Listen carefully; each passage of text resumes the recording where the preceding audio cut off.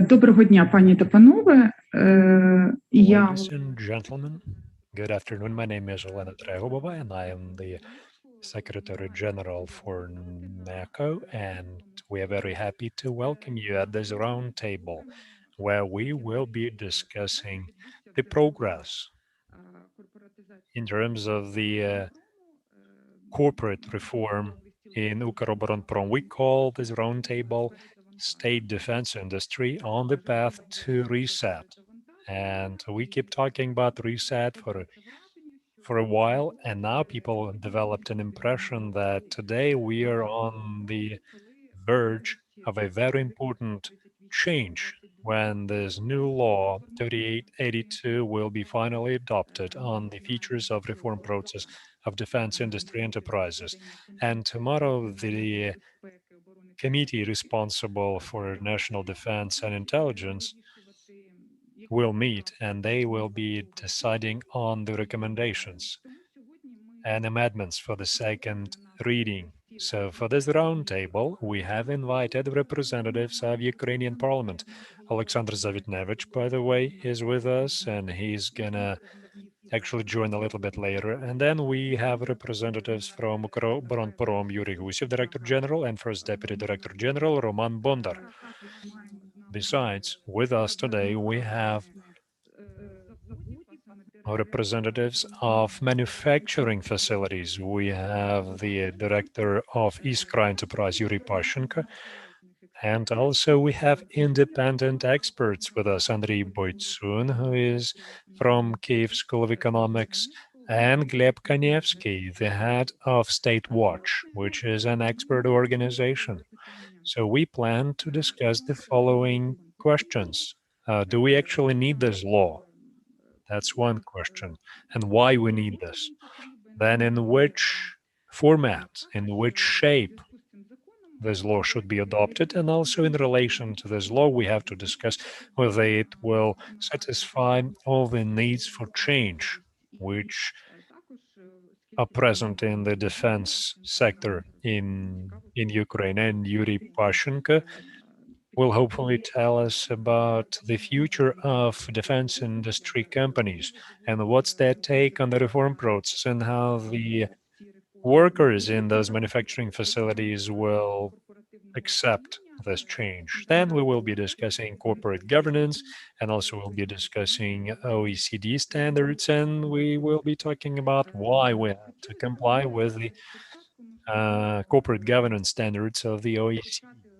Also, later, Mr. Zavitnevych will join us, so let's give floor to Mr. Boytsun. And now we have an introductory question for discussion. In this bill, we also have some summary, some baseline information, which is talking about introduction of OECD standards. And the standards say that you cannot combine two functions in one agency, a regulator, a policymaker, and a business entity. So we actually wanted to invite people from the line ministry, and they actually are talking about combining all these different roles. So OECD is saying that there has to be one agency which is going to govern this process, and it's the Cabinet of Ministers. And OECD also says that in this bill, they have to introduce some guaranteed functions of the Supervisory Council, and also the management has to be protected from any political pressure or interference. Andriy, can you please tell us why Ukraine has to comply with OECD standards, and specifically in the defense sector, in defense industry sector? So why do we have to comply with the OECD standards? Well, look, the objective of any kind of business is efficiency. And if we look at defense industry of Ukraine as a business, which is supposed to implement tasks which the government puts forward, well, in this case, it makes total sense to introduce proper corporate governance. And in this regard, OECD standards are generally accepted standards of corporate governance, which on one hand have been already tested and proven in many countries, and also the standards are clear and understood by everyone. And for this purpose, we have to follow the OECD standards.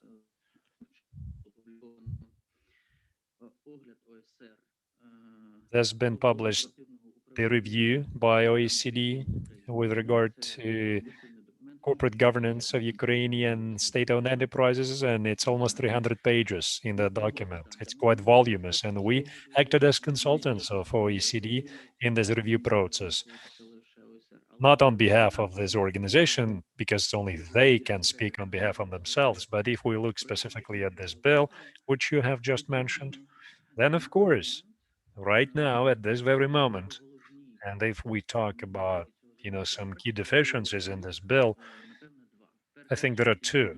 Number one, of course, as mentioned before, there is a mix of different functions, the policymaker and the owner. So that is not a new problem. That is not really a problem which is very special for Ukraine when we have one agency which on one hand is making policy for the entire sector. On the other hand, they own enterprises in the same sector. So of course they will be tempted all the time because of corruption maybe or because of political reasons. They will always be tempted to impact those companies they own by making them comply with the policy that they make, or to make policy in compliance with the needs of the companies they own. So I traditionally have this comparison when the football federation, owns one of the football clubs, so they can play along with that club. They can ask to lose a game or win a game. So the OECD has mentioned this problem a long time ago, and it's not a very special Ukrainian problem. And again, we're talking about many iterations of standards. They started to develop them at the end of 90s.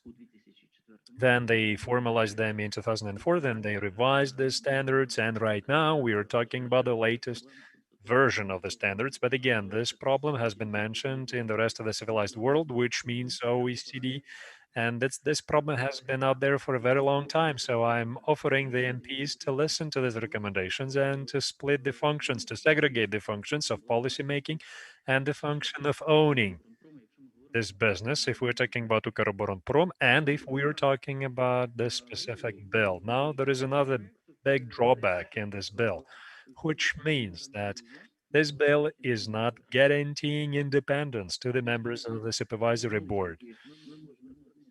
And of course, we can refer to the guiding principles of OECD regarding the state-owned companies, which contain a separate chapter on this topic, which is called the duties and responsibilities of supervisory boards. And they talk about the functions of the owner. And in those recommendations, they clearly state that the owner, the state in this case, must ensure independence of the supervisory board and do not interfere in its operations. Now, this bill has nothing about this, doesn't talk about it at all. So in Ukraine today, we already have information and confirmation to the fact that if you fail to follow this recommendation, we will have issues. We've seen situations with Ukrohydroenergo company, we've seen problems with the trunk pipelines, gas pipelines, and Naftogaz situation. Those are very good examples of materialized risks, which I just mentioned. Andriy, thank you so much. And the representatives of executive government will join us later, and we're going to ask them questions, how they take into consideration the OECD recommendations, specifically recommendations and how they are discussed at the committee level. So we have Mr. Gusev with us, who is the Director General of Ukroboronprom, and I have a question for you. So why do we need this specific law to transform Ukroboronprom to reform this organization? Why do we have to have a separate law for this? And then I'll be asking questions about what can be done apart from this law. Dear colleagues, Olena, greetings. Thank you very much for letting me discuss this very important bill in the format of the roundtable. And allow me to remind you that it's been successfully supported in the first reading in the beginning of January, and we expect that tomorrow it will be discussed at the Line Committee of the Ukrainian Parliament. And allow me to simply provide you the answer to this question. Why do we need this law? In Ukroboronprom, which is a structure running the state industrial complex, it's been built in the times of Yanukovych by establishing a separate law. So hence we need another law to change the situation which has been established by Solomatin and Yanukovych in those days. We have to have a separate law because defense industry is special, and the situation that's been evolving for 30 years is also special. Right now, we have a system of a defense complex which contains many different companies, unitary companies, state-owned companies, and that requires reform, introduction of corporate governance, and also, which is very important, ability to transfer technology, to get investment in R&D, and also get access to international capital markets. And also, along with our partners, and we're talking about NATO member states, we want to build projects and programs which will advance our defense industry forward. So hence, we gotta have a law. So the bill in question was supported by the Ukrainian parliament in the first reading. And I am convinced that all these discussions, which last for many months, they will help us convince the MPs of Ukraine and the Line Committee, which I'm going to remind you again, will be discussing this bill. So all that will help successfully adopt this bill. Bill is not just about corporate governance. Corporate governance is yet another tool of shaping up an effective governance system, which is aimed at cooperation with international partners and which is corruption-free. So that means new opportunities. That also means defense complex or defense industry becoming more effective, more transparent, and corruption-free. Ukroboronprom and its name is connected to many corruption scandals in the past. Hence, we gotta build a new system, a different system. And I heard what Andriy Boytsun mentioned at the very end, but corporate governance actually allows us to introduce the safeguards so that nobody could even think or imagine using our defense industry for personal gain, for corruption, for illicit enrichment. We want this industry to work for the state of Ukraine and for the defense of Ukraine. Yuri, thank you so much. Right. I understand that we can only regulate these important issues such as independence of the supervisory board and the reward for the members can be only regulated in the law. And I'm going to remind you that the supervisory board consists exclusively from individuals appointed by the president and the prime minister who are not receiving any compensation. That means they work free of charge as volunteers. And we understand very well that this legislation that's been adopted, as you mentioned, in the times of Yanukovych, that legislation has to change, and that's a historic fact, right? When Mr. Solomatin was building this group of companies, they also developed legislation for this. And I've got a question. You mentioned for purposes of corporate governance, you have to have legislation. And to fight corruption risks, you also have to have legislation. What about some preparatory work before adopting the law? Have you done anything to fight those risks, even before introducing proper corporate governance? For instance, using Prozoro system in procurement process. Did it produce good results? Right. For the last 5 months, we have completed a number of things which are important. Of course, we are talking about the initial stages of corporatization process. In December, I issued an order to start that, and then an in-depth analysis run by the Ukroboronprom team prior to my appointment. And we're talking about sale, lease of property, and procurement of items in Ukroboronprom enterprises. So because of that change, we were able to save almost 900 million grivna. And that is a serious achievement for the team working on this issue. Also, we have introduced the code of ethics and the compliance function in the team. And that is a very important step forward towards introduction of anti-corruption measures, which we work on right now. So we are progressing. And the preliminary indicators I mentioned, the money we saved, and then the code of ethics and compliance function, they work very well. Ukroboronprom team over the last year has a twofold increase in revenues. And this year, during 4 months, we were able to step up production up to 20% compared to the same period last year. We have 2.5-fold decrease in the number of contracts we concluded with international organizations, governments to supply our products, but without changing the system. We are talking about coordination. We are talking about cooperation with international partners. Without that kind of change, moving forward is going to be very difficult. But yet again, I want to emphasize that the president instructed us to start the change, and we launched corporatization process. This bill will help build a foundation for many years going forward, and it's going to be a modern, effective defense industry of Ukraine aimed at innovation, cooperation with international partners. And yet again, I emphasize we're talking about NATO and NATO member states.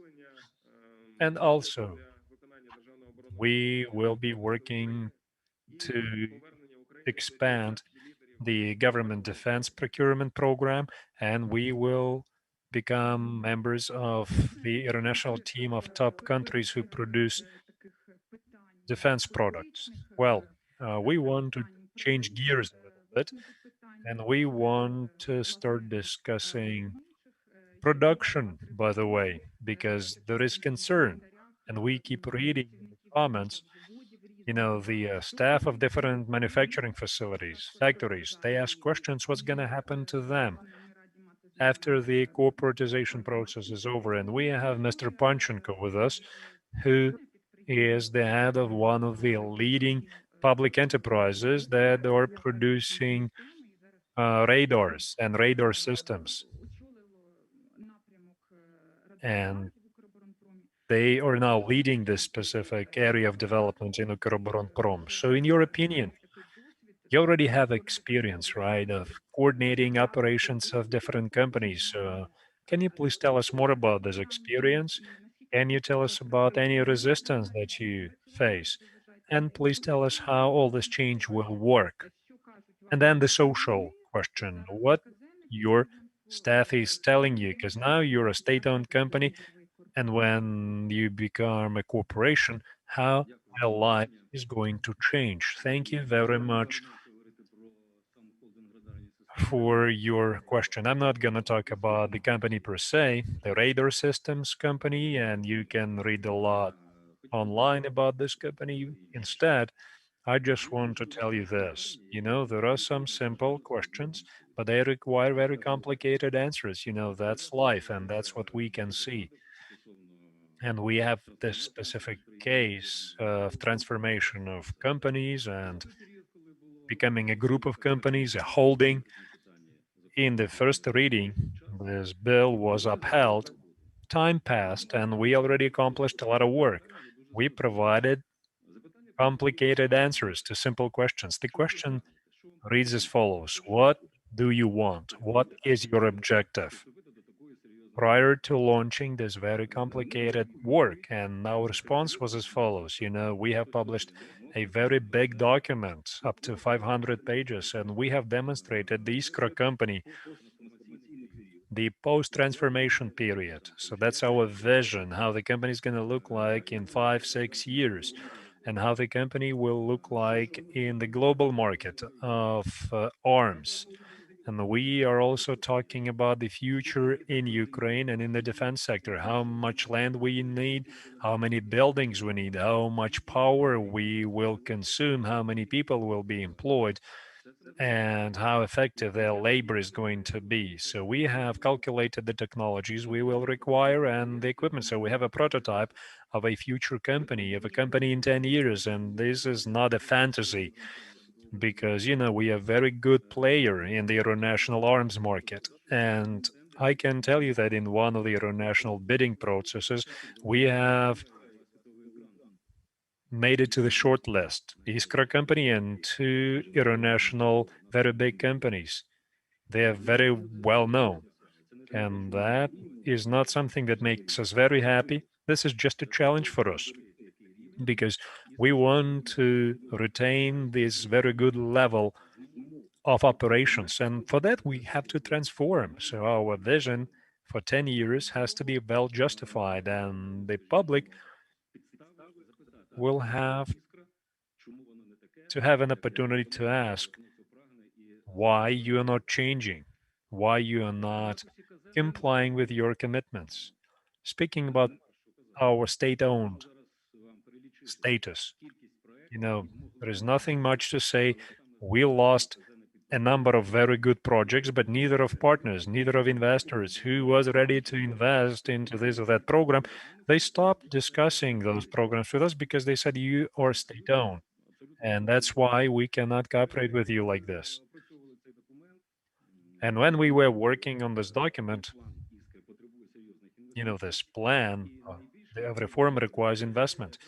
And the largest investment means producing some top-notch samples of armaments. And Iskra, as a very big company, we cannot attract capital right now in the status to create a very good armament sample because we are using old developments, we're using old stations, and we keep refurbishing them. We lasted with this for 30 years, but there is no demand anymore globally in this kind of equipment because it's obsolete. So we have to produce something new, something cutting edge.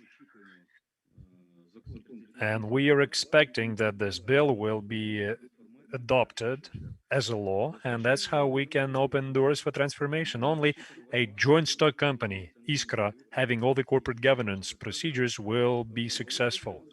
That's how we can get an opportunity to create own joint companies, joint productions, and we're interested not just in investment in Iskra, and not just investment and not so much investment. We want to invest ourselves into companies that are the suppliers of critical technology. Because for me, as a director of this enterprise, very often I ask myself,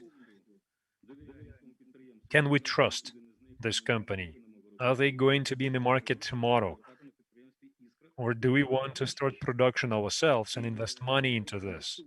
So it's not theory, it's a day-to-day practical experience because there are dozens of companies like this. And if we have a limited trading company, if we have a joint stock company, we want to take part in their management process, in their governance process. And then we can forecast, then we can expect something. And then we do not have a good mechanism for converting from the state-owned company into the corporation. And with this bill, we will have an opportunity. We will have mechanisms to do this. Hence, we want to make sure that this transformation is possible already this year in 2021. And then in 2022, we want to already operate as a company with a different type of ownership. And we have already developed our response to what's going to happen to the people, to the workers. Now we're talking about European level salary. And we were looking at Polish indicators. They are our neighbor. And our workers migrate to Poland, not to Russia. So we want our people, our assembly line workers, our machine operators, we We want them to stay with us, and we want to improve their conditions, working conditions, salary, because oftentimes people look at the shop, and if it's cold and dirty, they don't want to work in the shop. And salary in this case is secondary. So, those are pastries. Those are not shops. They have to be demolished, and we have to put up new modern buildings, new modern shops. We offered to do this. There are some land, there is some surplus land and surplus buildings. We want to dispose of that and invest the money into the new assets. We have proposed all this. Speaking about people, people, they say different things. They fantasize. But you have to explain. You have to, the head of the enterprise, the management, they all have to do some explaining, because at the local level, the shop supervisors, they talk to those people every day, to the actual workers, and they have to explain. They have to say that this is a good thing. We are not talking about selling the enterprise through the auction, because that's what they keep saying. As soon as they adopt the law, we're done. Something bad will happen. They will build apartment building, something like this, on our land, and they will dismiss all of us. So people have to understand that it's not going to happen. People have to have a good understanding of their future. And if they have the understanding, then everything is going to be okay, and they will support the procedure. Speaking about other companies, and we have about 10 companies that are a part of the radar systems enterprise, I did not notice any bad air about this kind of transformation or amalgamation of companies. We have very good contact with the local leadership of those enterprises. They have signed contracts and memoranda of understanding, so they understand what's going to happen. These people, they understand what they are going to do in the future and why their businesses are needed, and they will not disappear from the industry map of Ukraine. So once again, I want to summarize by saying we expect that this bill will be finally adopted as a law and put into effect. Thank you so much. Thank you. Wonderful. Oleksander Zavitnevych is hearing us, and we can see him as well. Oleksander, can you hear us? Good afternoon, everyone. I can see you, I can hear you, and I heard what Mr. Paschenko was saying about talking to the workers of Ukroboronprom enterprises, and I support 200% the idea that there has to be good communication from top to bottom through the mid-level managerial staff and shop supervisors. That's key, because people, they listen to what media is saying. They listen to the chairborne experts, but they did not read the text of the law, so you have to do the explanation. Right. Alexander, you play a key role in the adoption of this law as a politician, as a lawmaker who is the chairperson of the Defense Committee. So can you please tell us what's the progress of adoption of this bill? Can you then tell us about considering the OECD recommendations and amendments? Because we have just discussed the idea that the law has to be improved before the second reading so that we could avoid criticism and the conflict of interest. So, and another question, whether the parliament will vote for this bill successfully. Right. I'm gonna share the information with you about the current situation in the committee.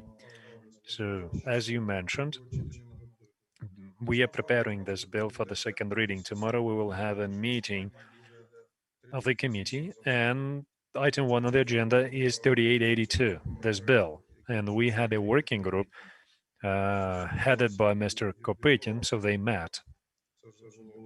On Tuesday, it was the last meeting, they discussed the amendments. And the comparative table has been put together. The staff of the secretariat of the committee finalized this table. They registered all the documents. They have submitted information to the MPs who send the amendments. They send the invitations to the MPs, to the stakeholders, to the committee members, and the table. So tomorrow we expect to have a very important meeting of the committee, and we will be discussing those amendments line by line. Some changes, some amendments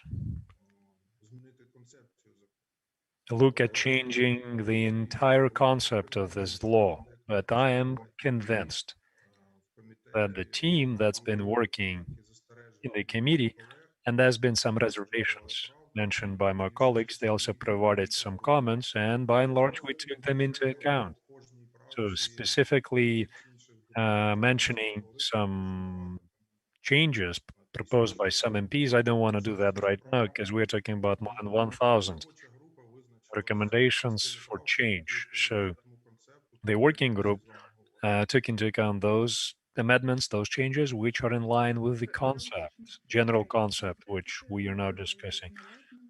So the concept means introducing proper corporate governance. You are right. Yes, that's exactly what we have discussed. Very well. And then there is part two to my question. What is your take on the success of adoption of this bill after the meeting of the committee? So do the MPs have good understanding of the need to adopt the bill?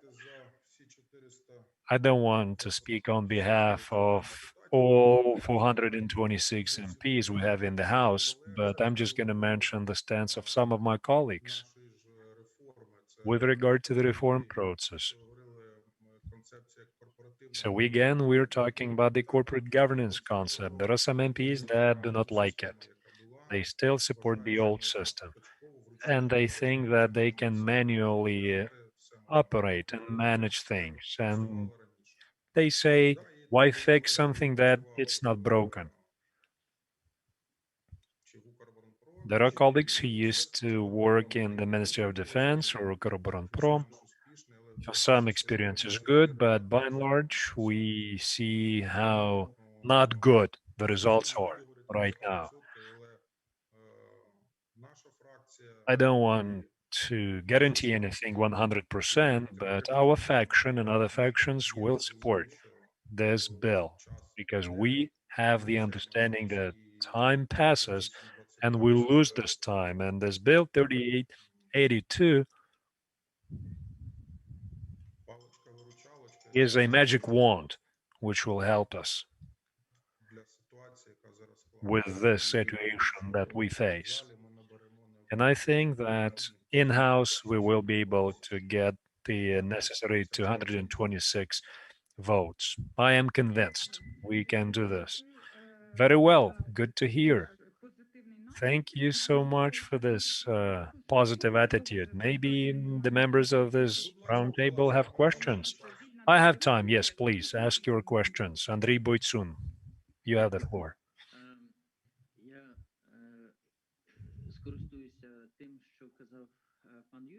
I want to mention things that Yuriy Paschenko mentioned, because he spoke about the OECD principles, like the state-owned company, they are not capable of signing a loan agreement, because this kind of type of incorporation, in fact, means having direct relationships with the state. The state will become an institution which cannot commit to anything, which cannot accept any responsibility. And we would like to commend Mr. Paschenko for the results. But the today's corporate governance system is not making us confident that Mr. Paschenko will keep his job tomorrow. And I apologize for saying this, but that's a fact.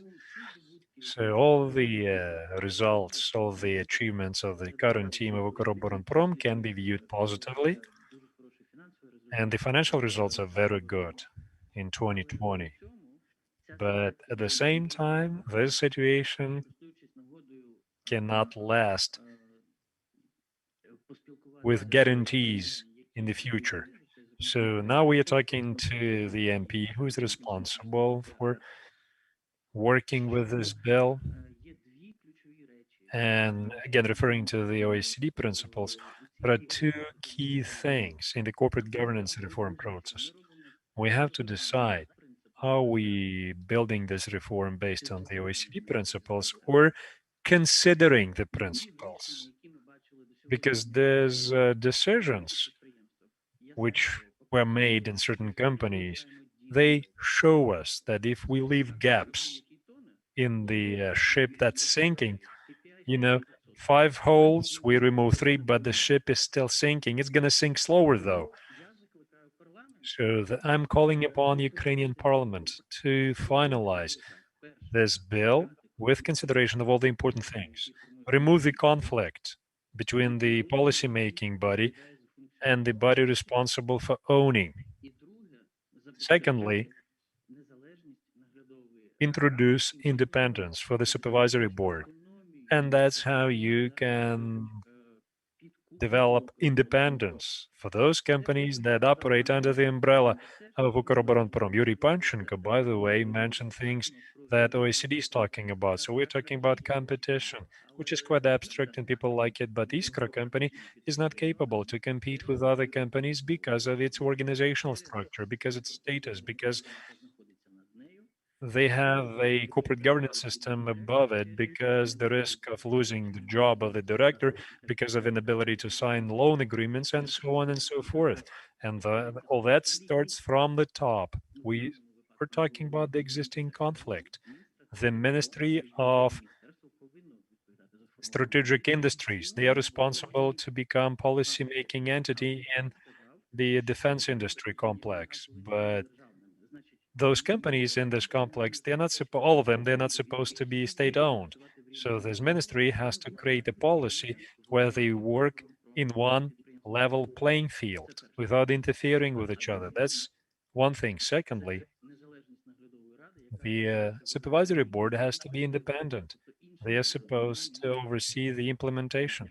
So not the ministry, but the supervisory board. So you're talking about the cabinet, right? Instructing the board. No, we're talking about guiding principles. In theory, this is not, it doesn't have to be the CMU. The CMU in this case has the best position to carry this function.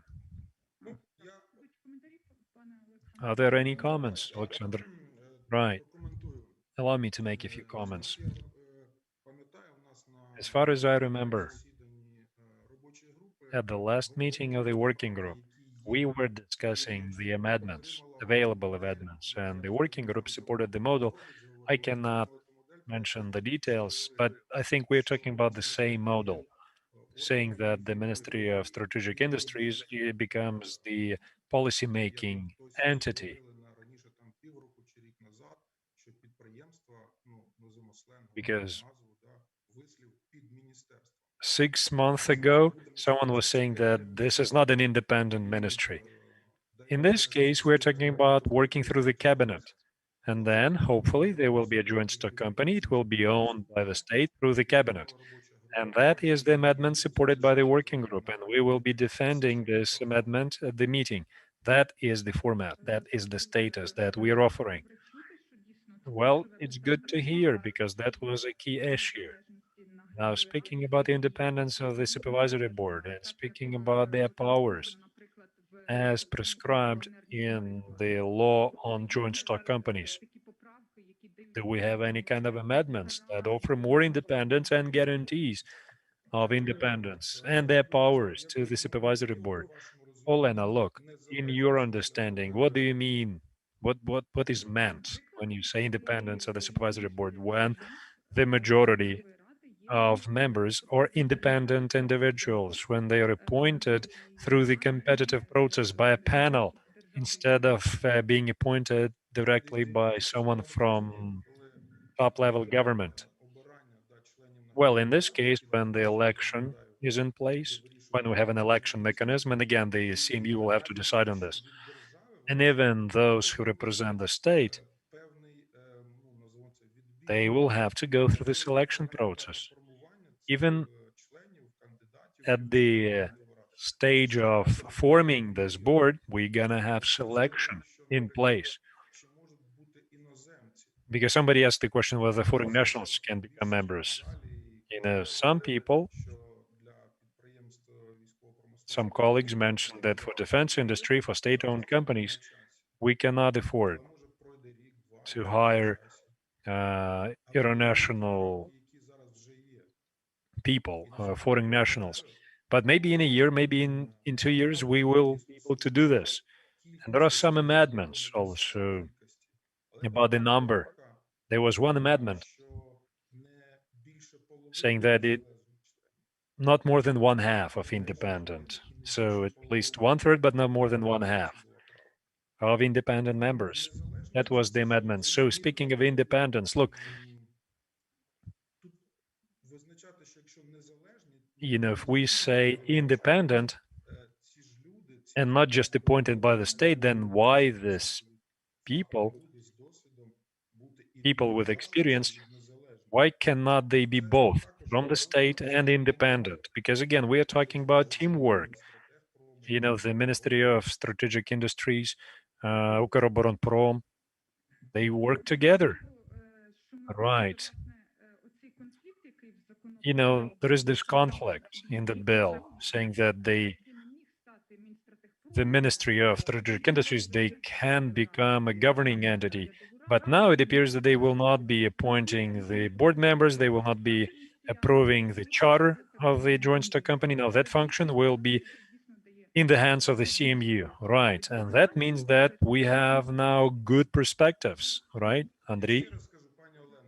No, Alexander, back to you. So see all these amendments, they're mentioned in the comparative table. And tomorrow, based on the rules of procedure, the MP who proposed an amendment, he will be invited to the committee meeting. If that MP shows up and justifies his stance, why it's going to be this and not that, then we have to vote for each and every comment, for each and every amendment. And we hope that the amendments supported by the working group, they also will be voted for. They will be upheld. Right, I'm going to ask the last question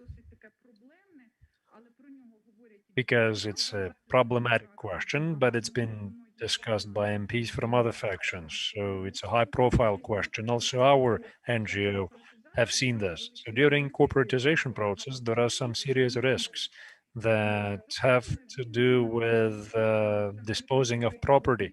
So this bill can introduce certain safeguards when the property is being disposed of or transferred.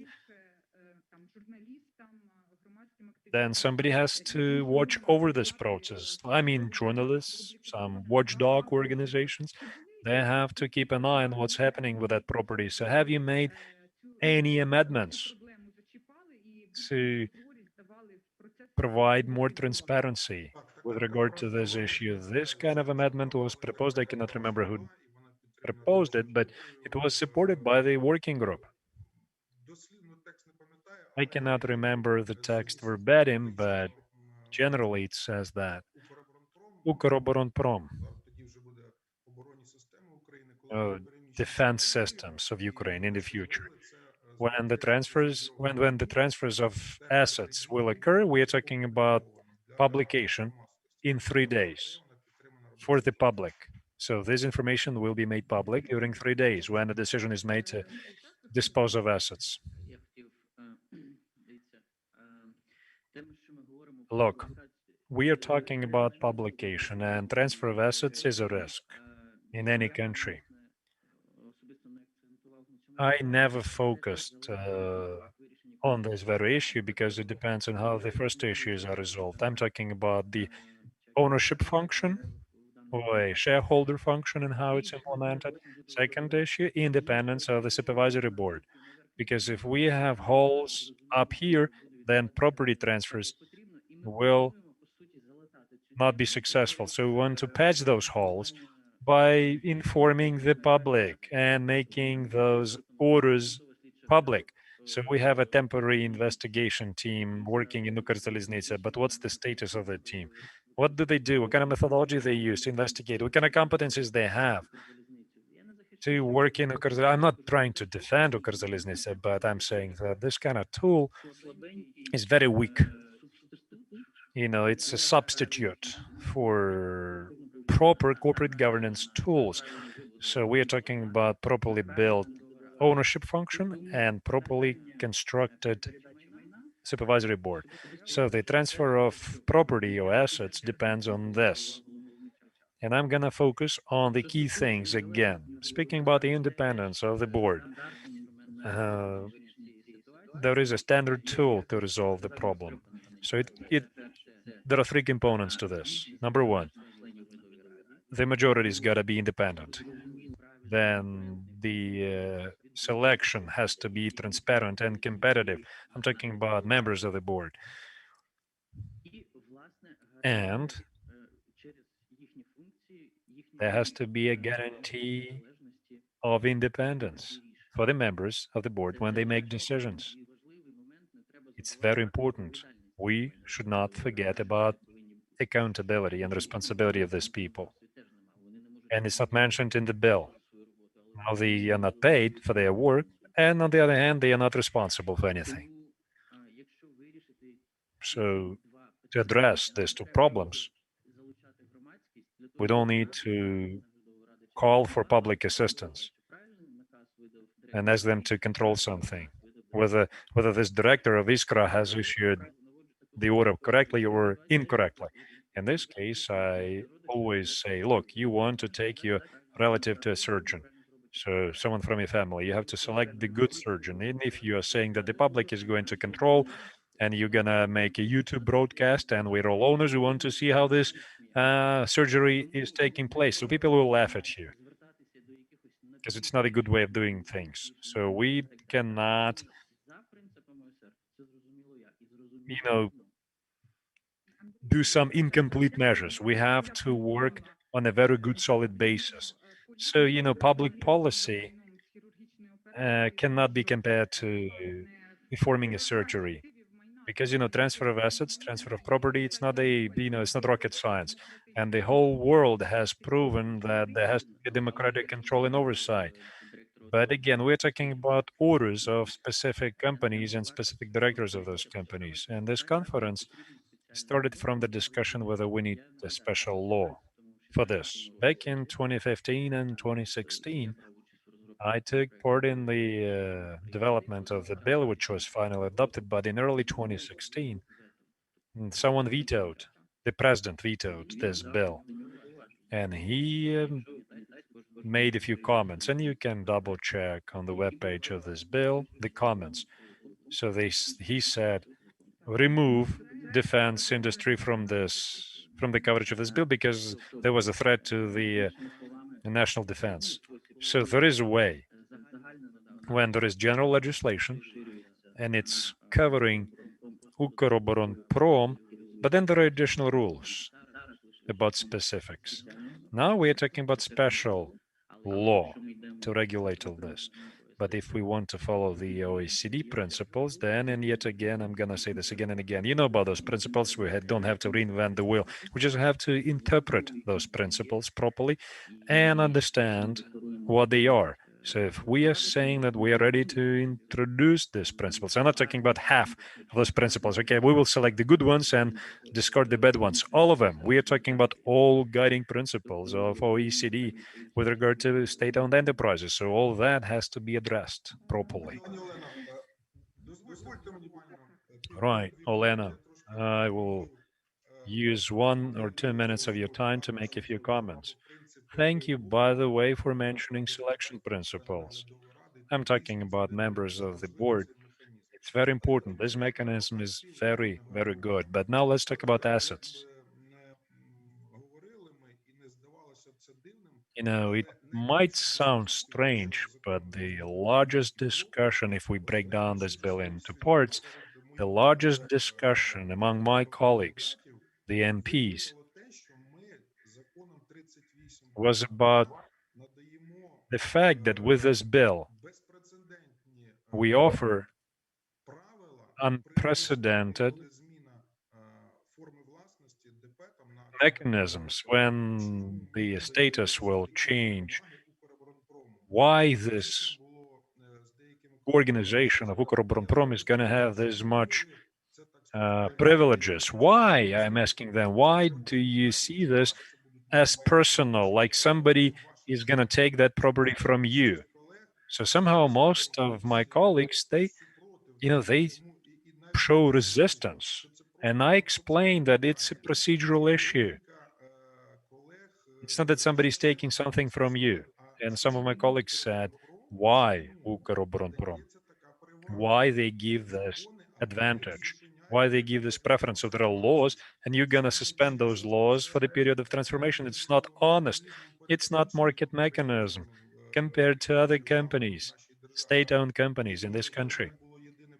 And I had only one explanation. I said, we have no time, because we know very well how much time it takes to apply for new licenses and permits and get new or existing contracts reformed.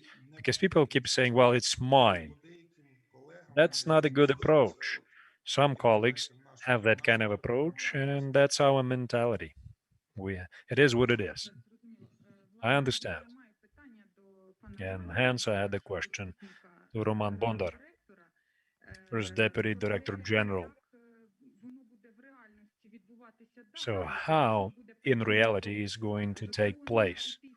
Let's say they adopt this bill in this format as the MP just mentioned.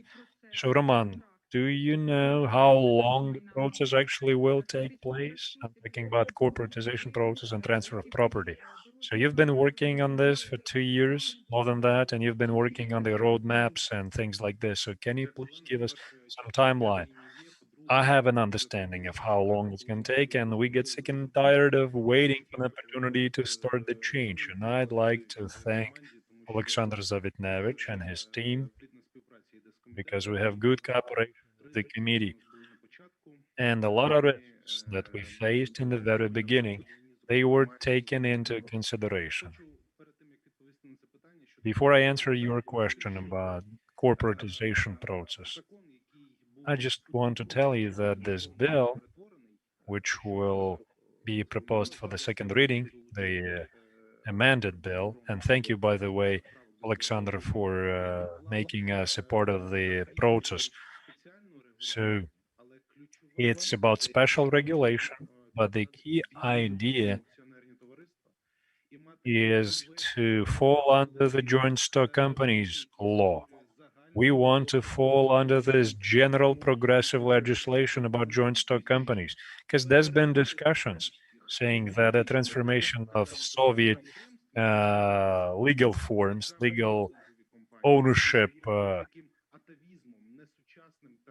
systems, that is an atavism. That is something that cannot operate anymore in the current conditions. And thank you for supporting this idea of transformation at the committee level. So we want to transform into joint stock companies from standard state-owned companies, and the CMU has a very good practical experience of this kind of transformation and creating LTDs. So we want to make sure that this transformation happens under the modern formats and frameworks.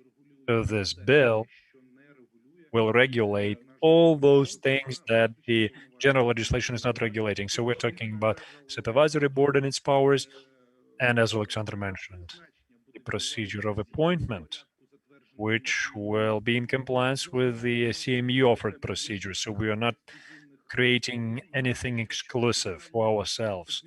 We are saying that the general CMU practices that apply to Укрзалізниця, Бориспіль Airport, Ukrenergo, all those companies, they will also apply to us.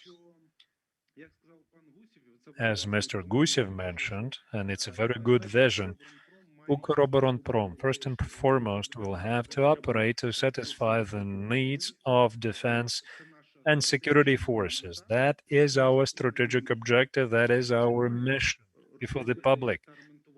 We have to manufacture and repair arms and equipment, which is protecting our soldiers from Russian aggression. So based on all that, the development and corporatization strategy, they have to be totally in compliance with national priorities and interests. thanks God we have good progress. And the strategy of national security was adopted, the defense strategy was adopted, and the CMU is offering to adopt the defense industry strategy. So that specifically prescribes what Ukroboronprom is going to look like as a group of companies. And I agree with Andriy, our state-owned share is in very poor condition. 30% compared to the private sector, because they generate 70% for the Ukrainian economy. The state-owned sector generates 30%. So we have very good regulation from the state, and the state says, look, instead of a two-tier system where you have Ukroboronprom, which is like a quasi-ministry, quasi-regulator, instead, their actual responsibilities are not regulated, they're not established.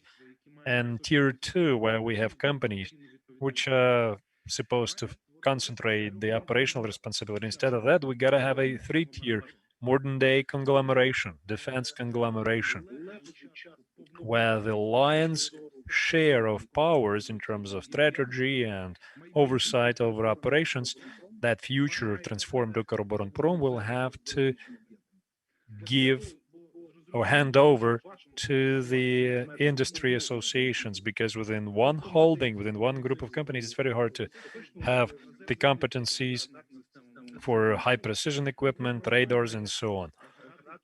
So Ukroboronprom will have to have clear functions and execute clear tasks in terms of oversight and control delegated by the state. And we're talking about attracting cheap loans, funding for production of fixed assets, and also search for new contracts, because arms trade is happening at the intergovernmental level. It's not B2B, it's G2G kind of area, right? So then we are talking about control over the efficiency of performance of companies, and also establishment a single methodology of governance, management standards, because those companies will have to be uniform from the standpoint of reporting, from the standpoint of HR, finances, IT, quality assurance, and so on. I'm speaking about corporatization. It will take place after the bill is adopted next week.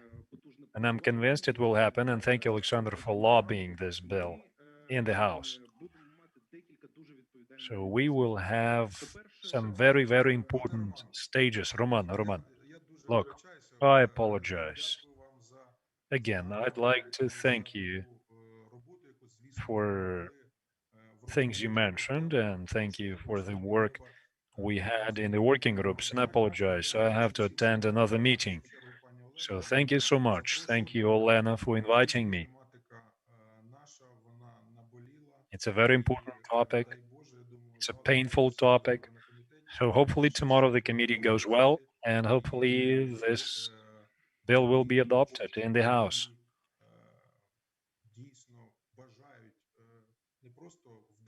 And hopefully we'll have a lot of people who will support the idea of having successful defense industry owned by Ukrainian people. So thank you once again and have a good day.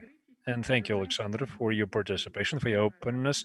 And we wish you success tomorrow and next week. Thank you so much. Allow me to continue and discuss those phases of the corporatization process after the bill is adopted. For the next 5 months, we will have to transform Ukroboronprom from the concern format, a group of companies format, into the joint stock company format. And together with the transformation process, we will have to introduce corporate governance using OECD standards, as Mr. Boytsun mentioned.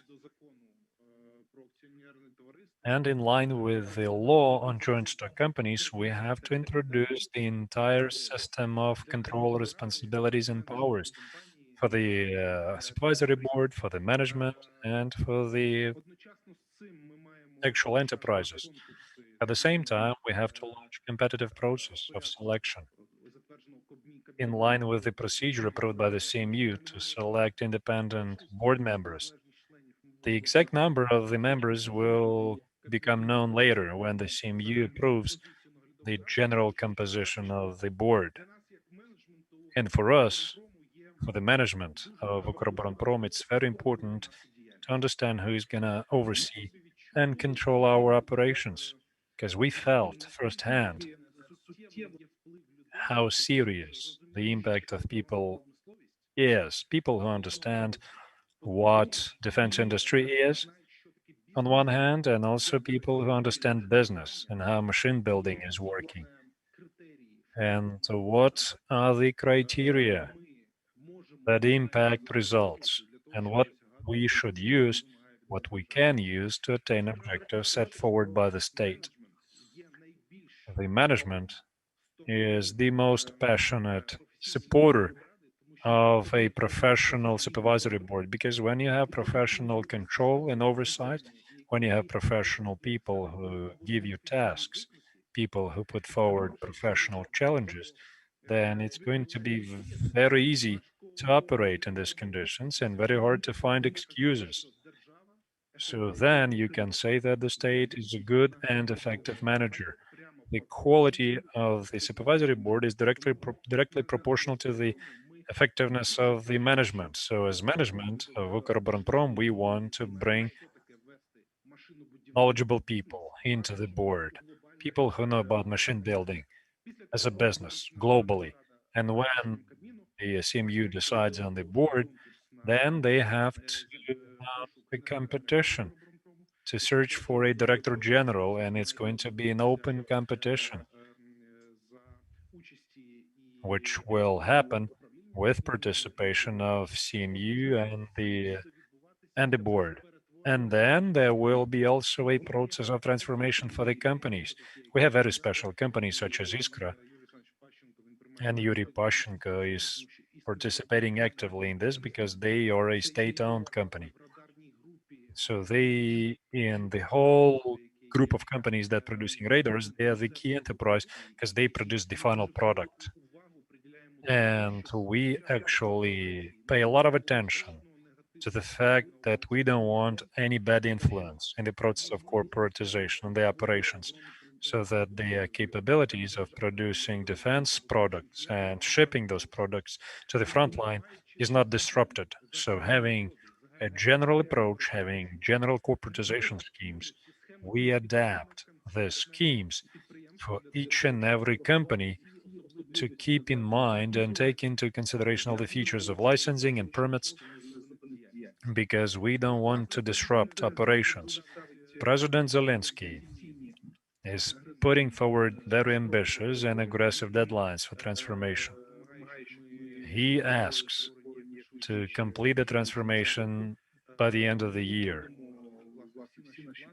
And all of our plans, all the roadmaps, all the models are built with consideration of these deadlines. Thank you very much for the details. Глебу Канівському, тому що Allow me to give floor to Hlib Kanevsky, because during this roundtable we heard thoughts and opinions of MPs and state-owned companies, state organizations, and they all say that if there is a good supervisory board which can knowledgeably govern this process, then the public will be satisfied because everything will work and operate properly. Now, you have been monitoring different competitive processes. You have been also auditing the lease contracts because you were trying to find some corrupt practices. So, what do you think during this transformation process, corporatization process mentioned by Mr. Bondar? So, what the public's role is? What is the role of the public in this? Thank you so much.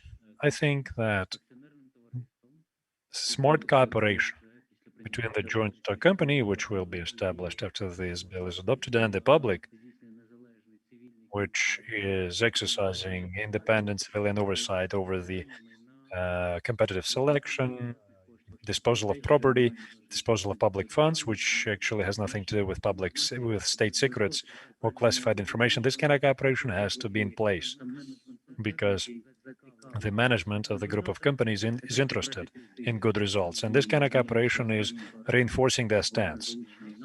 And cooperation with StateWatch and NAKO in competitive processes of Ukroboronprom is a good proof of this fact. At the same time, I want to also mention one important thing. Lately, the whole world has been watching the Iron Dome in Israel operating on a very good level with high precision. And my question is whether Ukrainian defense complex can develop a similar system. And in my opinion, the technical capability, the industrial capability is there, but we have legal financial constraints, which in principle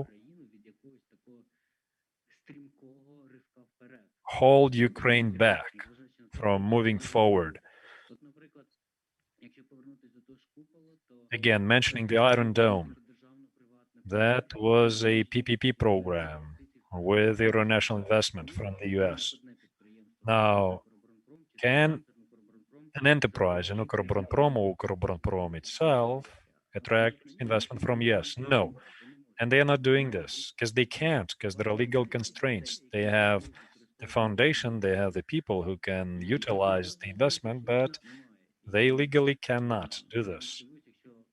And I'm not surprised to learn that the existing law built by Yanukovych and Azarov, they did not expect and envisage any international cooperation because they did not want any NATO member investment. So the group of companies is now being discussed. And a year ago, the public took part in the discussion of this bill. And at the committee meeting, they announced some important information which was never discussed for the last 7 to 10 years. They mentioned the debt, the actual situation about the debt of this group of companies. At the committee level, they said that it's about 14 billion grivna for the whole group of companies. So 17 companies, in fact, have stopped operating and they were offered for privatization through the state property fund because half of them are not enterprises at all. It's just land, it's walls, and a few people who guard the land and the walls. Or companies where management was trying to rescue themselves and they were trying to find some opportunities to produce civilian products just to save the jobs, to save the enterprise as a business.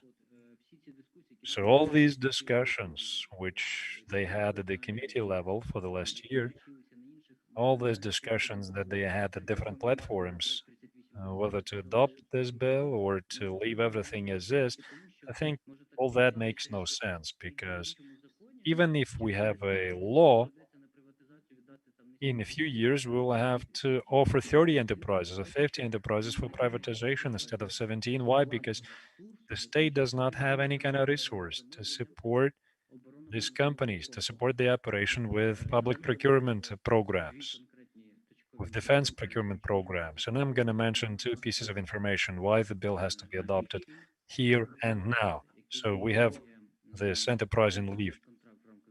And they have a secret contract. It's part of the public procurement program for the Ministry of Defense, and they produce special communications equipment. So in 2020, they could not receive pay from the Ministry of Defense for the work they have completed. The trade union of this enterprise was making this information public. So they said, we don't have any money. And the state cannot pay this plant in full for things they manufacture, things that the military require. And then there is the situation in Kharkiv aviation plant. They have buildings. They used to have good professional staff.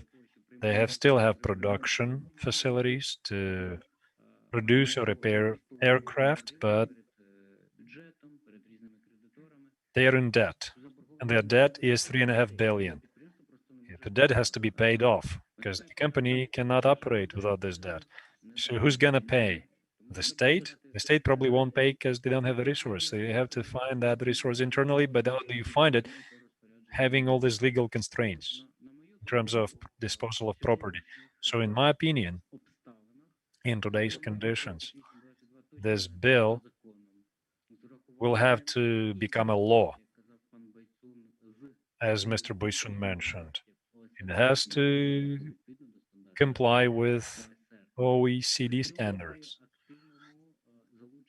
with very active participation of public initiatives as observers over the competitive process for the supervisory board, for selecting top management personnel, so that in line with this bill, we could select the best people to all these positions, and then the corruption risks will make no sense because good selected people will not engage in these corrupt practices. Because, we can leave everything as is, or we can adopt a new law, but if you bring back Mr. Salamatin, then, there still is going to be corruption. Neither of those professional people will strategically address the problem of high quality governance and management. There is another component. There's got to be an oversight system, a system to support transparency, so that these professionals could operate in conditions whereby neither of the corrupt practices or conflict of interest are possible. So the corporate governance is about many things, not just having professional people, reputable people who give orders and meet at the board. Then there is the infrastructure of corporate governance, which is same important as the board. So we're talking about compliance, which is supposed to check whether the executives have any conflict of interest, whether there are some family members, brothers, wives who own companies or take part in procurement, any other acts. Then risk management, which is looking at some high risk operations of the company where potentially there could be corruption. And they audit, they check specific transactions such as procurement, lease, expert contracts, so that there is no corruption, because these cockroaches, they love when it's dark, because when there is light of oversight, of regular audits, there has to be independent audit. So in this kind of conditions, making bad things is hard because everything is visible. And that's why we support this idea. So if we have property transactions, they all have to be very well registered on the website for the community to oversee this process and to see on which grounds this property is being disposed of or transferred. That's about transparency. And you're right. Professional, high quality, honest people. That's just one ingredient. But then oversight and control, transparency and disclosure of information. That's another element. For the supervisory board, for the shareholder, for the community, for the suppliers and partners, they all have to be certain that there is trust in the system. And then if there is trust, there is cheap loans, high quality governance, clear objectives, and good financial performance. Thank you, Roman. Thank you for mentioning the system of oversight and control. And I will remind you that NAKO took part in the Transparency International rating. We already have seen some progress, and Ukroboronprom has very important assignment to build an oversight system of those risks, which is trustworthy. So our roundtable is almost closing. And before that, Igor Levchenko has joined us, who is from the Disarmament and Conversion Center. So 3882 and corporatization of Ukroboronprom, are they going to improve our defense capabilities and our capabilities to defend ourselves from Russian aggression? Generally, yes, because our center since 2014 has been lobbying in-depth reform process in the defense complex. And we support the establishment of the line ministry. We support the idea of corporatization of Ukroboronprom. So we support this general strategic path. It's been properly chosen, and we see that the current system, on one hand, demands money and procurement orders. But on the other hand, we have disrupted contracts and we have an ability of producing the necessary number of equipment, like this APC-4. Right, with the new team, we have all the contracts in order. Well, yeah, I'm talking about things we had since 2014. So you mentioned the corporatization process. You mentioned the asset disposal and transfer risks. And as a military expert, I want to emphasize that, in our opinion, one of the major risks in transformation, maybe it's just a hypothesis, but it's a serious threat. So the state may lose control over certain technology or companies. And I will explain to you what may happen. The armaments market, the domestic market, is about billions, tens of billions of hryvnia. Then there is the international market. And some dishonest players, private players, they have an interest. And people say that one oligarch showed interest in the defense industry, and these people have access to judiciary, to lawmakers, to policymakers. So you have to be very careful. You have to have very good oversight and control. Motor Sich, for instance, is a very good example. Back in the day, they have got a private owner. And on one hand, it looked good.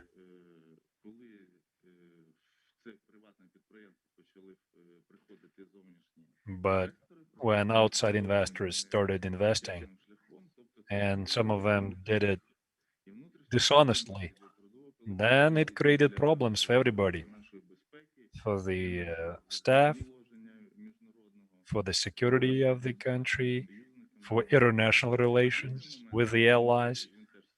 And then there is another issue with regard to transfer of assets. The defense industry is a very special sector which directly impacts the national defense and defense capabilities, specifically in the conditions of war with Russia. So, interested parties can play this card and make Ukraine lose control over certain technology. And we're not talking about some major enterprises such as Luch or Iskra or Zaremash project. We're talking about we're talking about smaller enterprises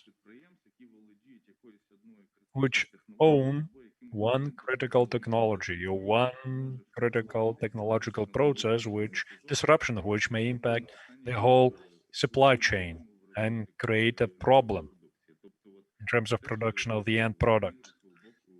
So our center wants to consider this. Maybe it's not directly connected to the bill, but it's connected to future corporatization processes. It's about national security. Thank you. And then I wanted Oleksander, Yuriy, not Oleksander, Yuriy, to mention something.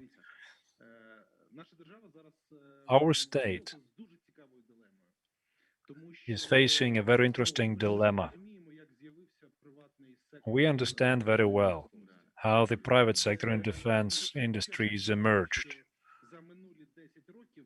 Over the last decade,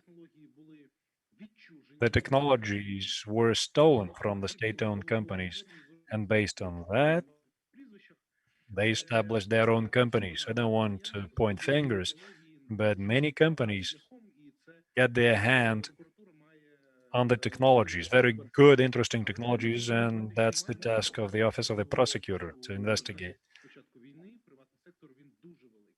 But the private sector is huge, and it's developing very quickly, which is not typical in many countries.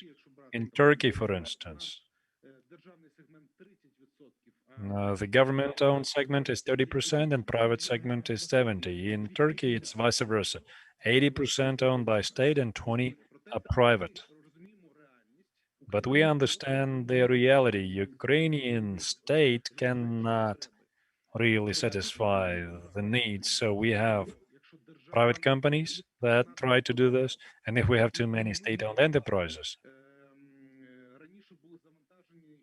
before we were working on the defense procurement program for the whole Soviet Union, and hence we have surplus, which badly impacts our operations.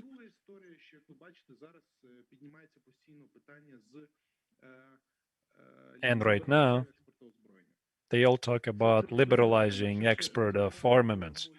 So the state lost the monopoly for production of arms. And then there are some groups of private manufacturers that keep lobbying the idea, okay, so after losing the monopoly for production, let's also dismantle the monopoly for export or sales of arms. So then the state is supposed to respond to the strategic question, how and in which way we should organize the market of armaments in the future. Are we supposed to use US model where there are no state-owned companies? Well, in the ammunition sector, yes, there are some, but generally there are none. Or we have to follow a different model, where Ukraine will be controlling critical technologies, where we have the most powerful potential. And I'm talking about radars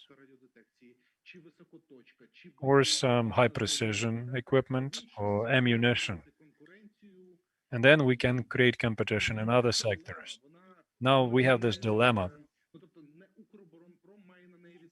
and somebody else will have to find an answer, not Ukroboronprom. It's the state that is supposed to develop policies and say that here we will stimulate, incentivize government participation to protect and retain technologies.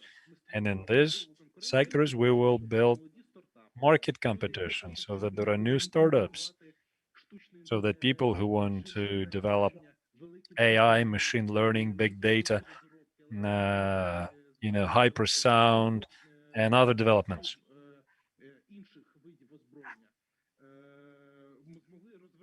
So that they could work on those developments and expand. And that is a challenge for the next several years, where the country will have to come up with a good strategy and a vision. Speaking about protecting our technologies, we used to have this myth, which was supported by different agents of influence. Suddenly, they started talking about this concealed privatization and loss of control. And people who did not read the law, they were talking about that. they were saying that the state is about to lose the defense sector. I'm gonna debunk this myth. This bill directly says that all property, all assets owned by the state will be retained by 100% oversight and control after transformation. From the standpoint of ownership and control over disposal of assets, nothing's going to change. For 2 years, we held independent audits for intellectual property, assets, land, buildings, and the colleagues from NAKO and StateWatch, they took part in those audits. We established a register for intellectual property and physical assets. We want to have an inventory of everything we have. And then after transformation, we have to retain all that. And Yuriy can make a few comments about this because Iskra is a lead company around which radar systems company will be established. So he knows very well about these processes that allow us to protect critical technology, but please be very brief. We only have 2 minutes left. I support your idea 100%. And thank you for putting the right emphasis. In some cases, we have real danger. In some cases, it's only perceived. And the public has a lot of discussions about all that. Now, let's talk about capabilities, production capabilities. Of course, we can cry over every machine or building or square meter of land, but I'm talking about defense sector right now. We need to have enough. We need to have sufficient number of capabilities. Don't need more. And then, we have clear understanding of how much armaments and equipment we have to have for this specific time. And for that, you have to have enough production facilities. Everything beyond that is not about strategic approach at all. So this is about calculations. This is not about discussions. And that can be solved very quickly. Now, the question is, what are we going to do with the surplus property? That's a very good question for the public as well. Now, speaking about strategic capabilities and intellectual property, there is a threat. It's a huge threat. And I can give you specific details, specific examples for everything you mentioned, from Iskra company and so on. So we have to seriously look into this issue. But speaking about defense capabilities, defense industry capabilities, we have to organize another roundtable to discuss it and to show the public that our ideas are like this, our views are like this, right? And then it has to be connected to defense planning, and that probably is a good topic for another roundtable. Because, planning, then procurement programs, plans, then production capabilities, and how all that ties together. I totally support. Thank you.